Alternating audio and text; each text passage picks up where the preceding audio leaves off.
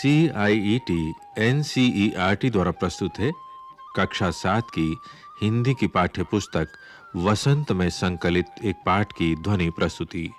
पाठ का शीर्षक है मिठाई वाला।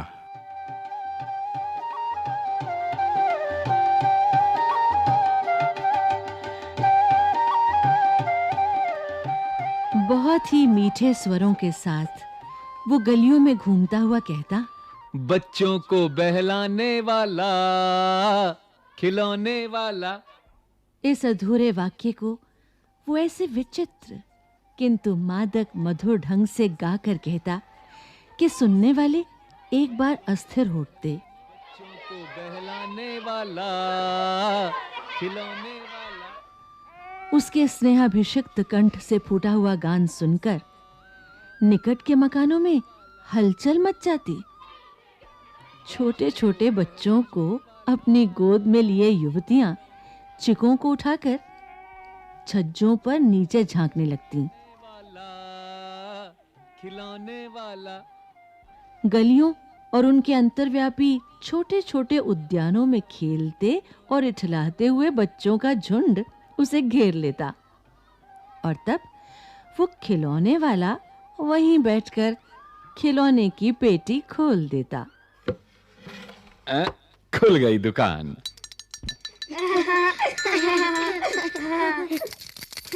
इसका दाम क्या है? और इसका? खिलौने वाला बच्चों को देखता और उनकी नन्ही-नन्ही उंगलियों से पैसे ले लेता और बच्चों की इच्छा अनुसार उन्हें खिलौने दे देता। खिलौने लेकर फिर बच्चे उछलने कूदने लगते और तब फिर खिलौने वाला उसी प्रकार गाकर कहता, को बहलाने वाला, खिलौने वाला।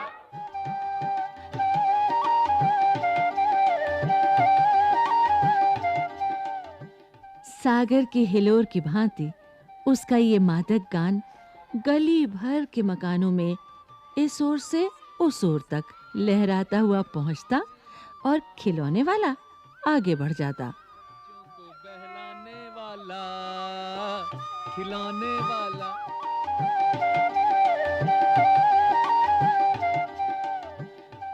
राय विजय बहादुर के बच्चे भी एक दिन खिलौने लेकर घर आए।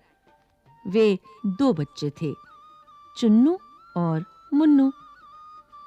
चुन्नू जब खिलौने ले आया तो बोला, मेला गोला कैसा चुंदल है? और देखो मेला कैसा चुंदल है। दोनों अपने हाथी घोड़े लेकर घर भर में उछलने लगे। इन बच्चों की माँ रोहिणी कुछ देर तक खड़े-खड़े उनका खेल निरखती रही। अंत में दोनों बच्चों को बुलाकर उसने पूछा, अरे ओ चुन्नू मुन्नू, ये खिलौने तुमने कितने में लिए हैं? मुन्नू बोला, 2 पैसे में खिलौने वाला दे गया। रोहिणी सोचने लगी, इतने सस्ते कैसे दे गया है? कैसे दे गया है? ये तो वही जाने। लेकिन दे तो गया ही है, इतना तो निश्चय है। एक जरा सी बात ठहरी। रोहिणी अपने काम में लग गई। फिर कभी उसे इस पर विचार करने की आवश्यकता भी भला क्यों पड़ती? 6 महीने बाद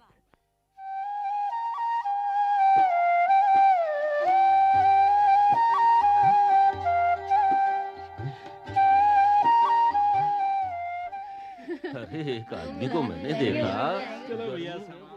नगर भर में 2-4 दिनों से एक मुरली वाले के आने का समाचार फैल गया। लोग कहने लगे, भाई वाह, मुरली बजाने में वो एक ही उस्ताद है। मुरली बजाकर, गाना सुनाकर वो मुरली बेचता भी है, सो भी 2-2 पैसे में। भला इसमें उसे क्या मिलता होगा? मेहनत भी तो ना आती होगी। कैसा है वो मुरली वाला? मैंने तो उसे नहीं देखा। उम्र तो उसकी अभी अधिक न होगी, यही 30-32 का होगा। दुबला पतला गोरा युवक है, बीकानेरी रंगीन साफा बांधता है। वही तो नहीं, जो पहले खिलौने बेचा करता था। क्या वो पहले खिलौने भी बेचा करता था? हाँ, जो आकार प्रकार तुमने बतलाया उसी प्रकार का वो भी था। पर भाई है वो एक उस्ताद। अच्छा, अब भाई सुनना पड़ेगा फिर से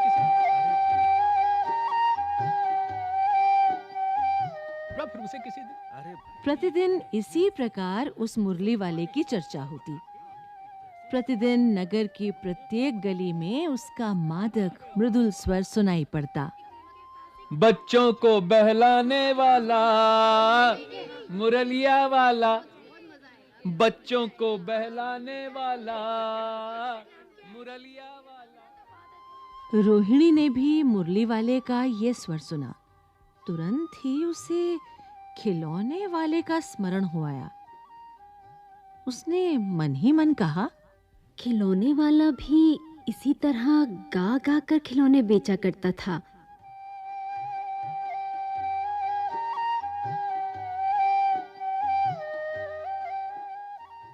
रोहिणी उठकर अपने पति विजय बाबू के पास गई। जरा उस मुरली वाले को बुलाओ तो चुन्नू मुन्नू के लिए ले लूं।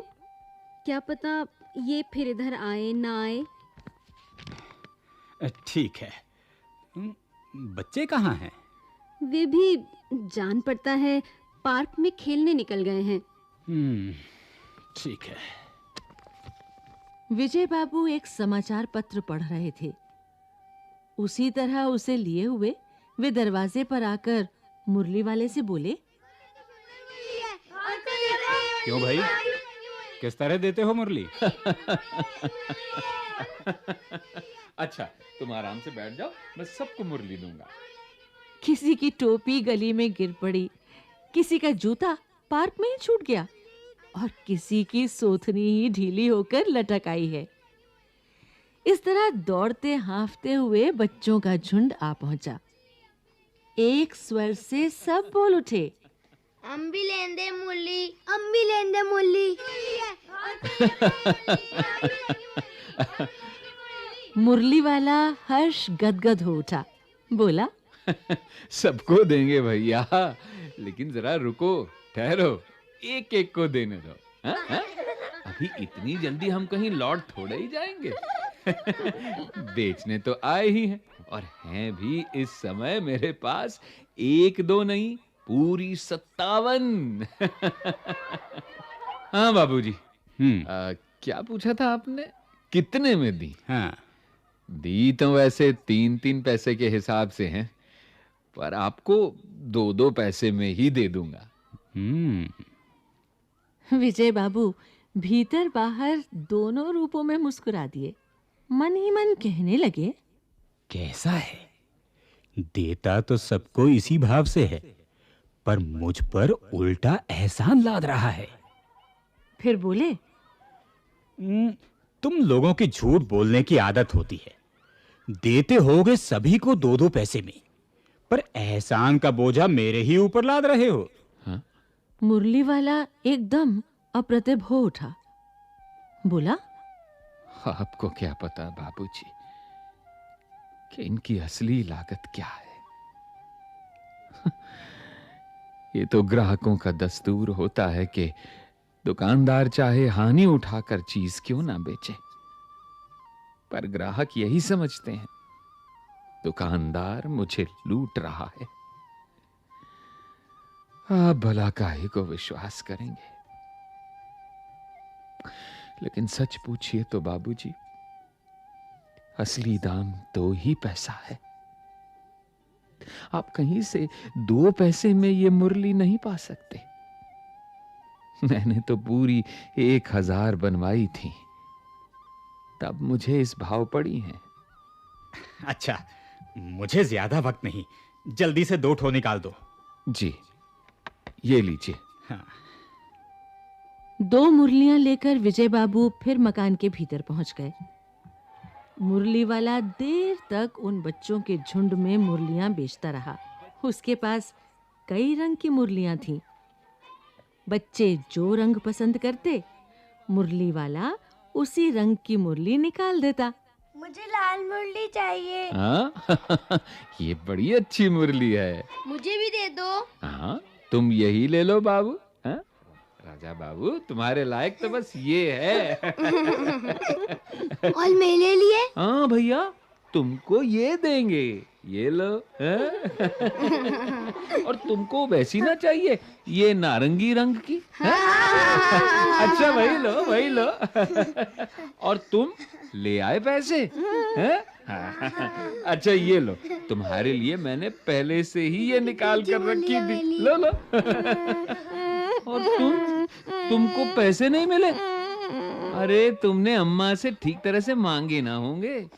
धोती पकड़कर पैरों में लिपट कर अम्मा से पैसे मांगे जाते हैं। हाँ बाबू फिर जाओ, अब की बार जरूर मिल जाएंगे। अरे दुवन्नी है तो क्या हुआ, ये लो पैसे वापस लो। ठीक हो गया ना हिसाब? मिल गए पैसे? देखा मैंने तरकीब बताई। अच्छा अब तो किसी को नहीं लेना है ना, सब ले चुके? अरे तुम्हारी माँ के पास पैसे नहीं है? अच्छा कोई बात नहीं, तुम भी ये लो। खुश? अच्छा भाई अब मैं चलता हूँ। बच्चों को बहलाने वाला मुरलिया वाला।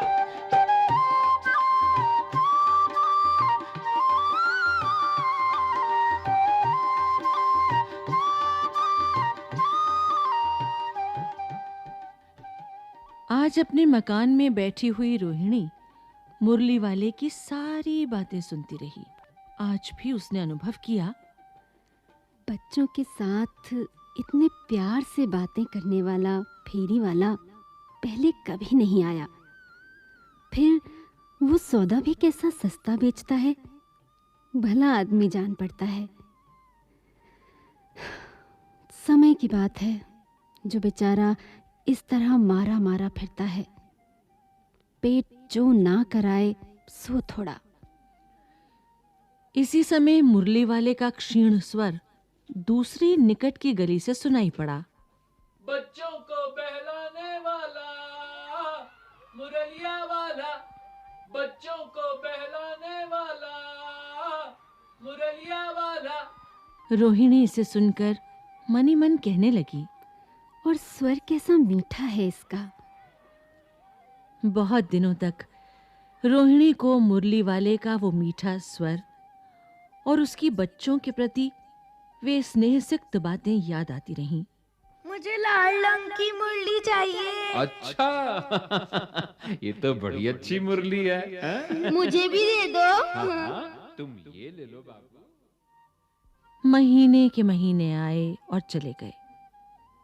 फिर मुरली वाला न आया। धीरे धीरे उसकी स्मृति भी क्षीण हो गई।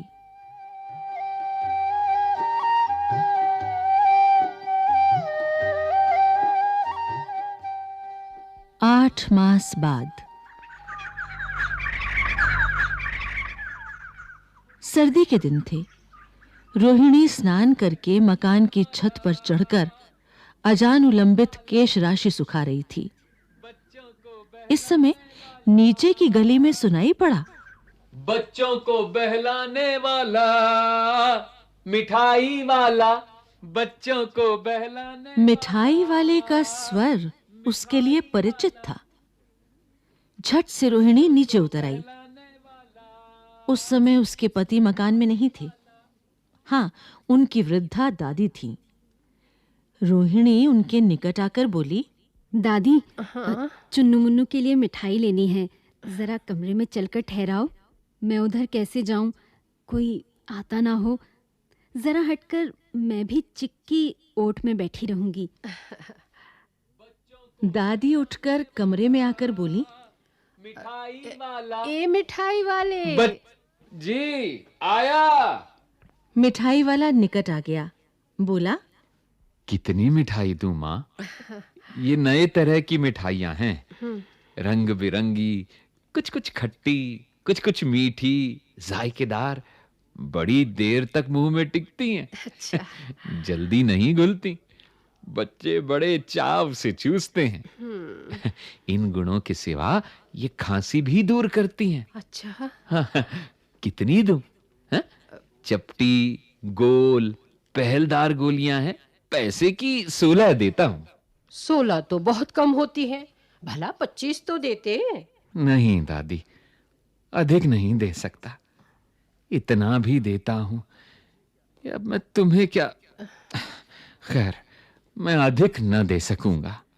रोहिणी दादी के पास ही थी, बोली, दादी फिर भी काफी सस्ता दे रहा है, 4 पैसे की ले लो, ये पैसे रहे। ठीक है। मिठाई वाला मिठाइयां गिनने लगा। तो 4 की दे दो। अच्छा 25 नहीं सही, 20 ही दो। अरे हाँ, मैं बूढ़ी हुई, मोल भाव अब मुझे ज्यादा करना आता भी नहीं। कहते हुए दादी के पोपले मुंह से जरा सी मुस्कुराहट फूट निकली। रोहिणी ने दादी से कहा, दादी इससे पूछो, तुम इस शहर में और कभी भी आए थे या पहली बार आए हो? यहाँ के निवासी तो तुम हो नहीं। भैया, दादी ने इस कथन को दोहराने की चेष्टा की ही थी कि मिठाई वाले ने उत्तर दिया, पहली बार नहीं, और भी कई बार आ चुका हूं। रोहिणी चिक की आड़ से बोली, पहले यही मिठाई बेचते हुए आए थे या और कोई चीज लेकर? जी। मिठाई वाला हर्ष, संशय और विस्मयादि भावों में डूबकर बोला, इससे पहले मुरली लेकर आया था, और उससे भी पहले खिलौने लेकर। रोहिणी का अनुमान ठीक निकला। अब तो वो उससे और भी कुछ बातें पूछने के लिए अस्थिर हो उठी।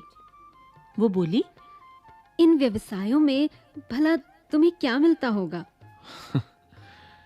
मिलता भला क्या है, यही खाने भर को मिल जाता है, कभी नहीं भी मिलता। पर हां, संतोष, धीरज और कभी कभी असीम सुख जरूर मिलता है, और यही मैं चाहता भी हूं। सो कैसे, वो भी बताओ। अब व्यर्थ उन बातों की क्यों चर्चा करूं,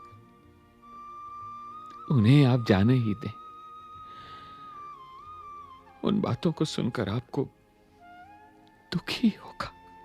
जब इतना बताया है तब और भी बता दो, मैं बहुत उत्सुक हूं। तुम्हारा हर्जा ना होगा, मिठाई मैं और भी ले लूंगी। अतिशय गंभीरता के साथ मिठाई वाले ने कहा, मैं भी अपने नगर का एक प्रतिष्ठित आदमी था। मकान, व्यवसाय, गाड़ी घोड़े, नौकर चाकर, सभी कुछ था। स्त्री थी, छोटे छोटे 2 बच्चे भी थे। मेरा वो सोने का संसार था। बाहर संपत्ति का वैभव था, भीतर सांसारिक सुख था। स्त्री सुंदरी थी, मेरी प्राण थी। बच्चे ऐसे सुंदर थे जैसे सोने के सजीव खिलौने। उनकी अटखेलियों के मारे घर में कोलाहल मचा रहता था। समय की गति, विधाता की लीला। अब कोई नहीं है।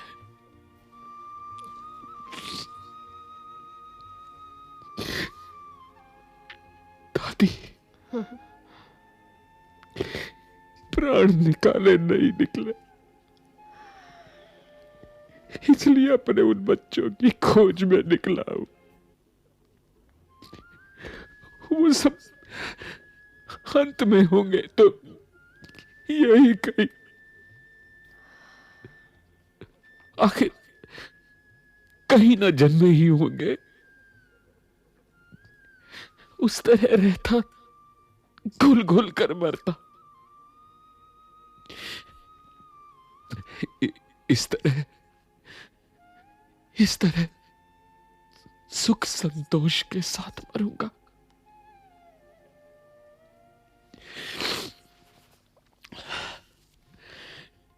इस तरह के जीवन में कभी कभी अपने उन बच्चों की एक झलक सी मिल जाती है। ऐसा जान पड़ता है जैसे वो इन्हीं में उछल उछल कर हंस खेल रहे हैं। पैसों की कमी थोड़ी ही है, आपकी दया से पैसे तो काफी हैं। जो नहीं है, इस तरह उसी को पा जाता हूं।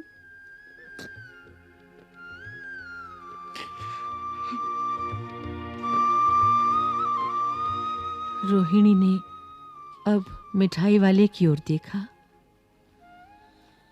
उसकी आंखें आंसुओं से तर हैं। इसी समय चुन्नू मुन्नू आ गए। रोहिणी से लिपटकर उसका आंचल पकड़कर बोले, अम्मा मिठाई, अम्मा मिठाई, अम्मा मिठाई, अम्मा मिठाई। मुझसे लो ना, मुझसे लो। ये कहकर तत्काल कागज की 2 पुड़ियां मिठाइयों से भरी मिठाई वाले ने चुन्नू मुन्नू को दे दी। रोहिणी ने भीतर से पैसे फेंक दिए। मिठाई वाले ने पेटी उठाई और कहा, अब इस बार ये पैसे ना लूंगा। दादी बोली, अरे अरे, ना ना, अपने पैसे लिए जा भाई। बच्चों को तब तक आगे फिर सुनाई पड़ा उसी प्रकार मादक मृदुल स्वर में, बच्चों को बहलाने वाला मिठाई वाला, बच्चों को बहलाने वाला।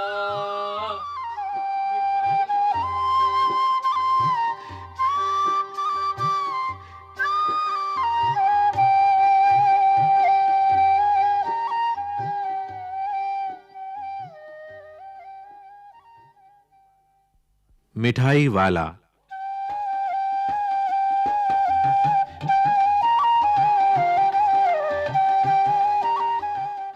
अभी आप सुन रहे थे ये कार्यक्रम। विषय संयोजन प्रमोद कुमार दुबे, निर्माण संचालन प्रभुदयाल खट्टर, आलेख भगवती प्रसाद वाजपेयी, कलाकार सुचित्रा गुप्ता, बाबला कोचर, राजेश आहूजा, सुनील लोहिया, शारदा गुप्ता, नीतू शर्मा, बाल कलाकार मुकुल, मेघल और तारक, तकनीकी नियंत्रण सतीश लाड़े, ध्वन्यांकन अमिता भट्टी, निर्माण सहयोग दाऊदयाल चतुर्वेदी तथा निर्माण ध्वनि संपादन और प्रस्तुति वंदना अरिमर्दन।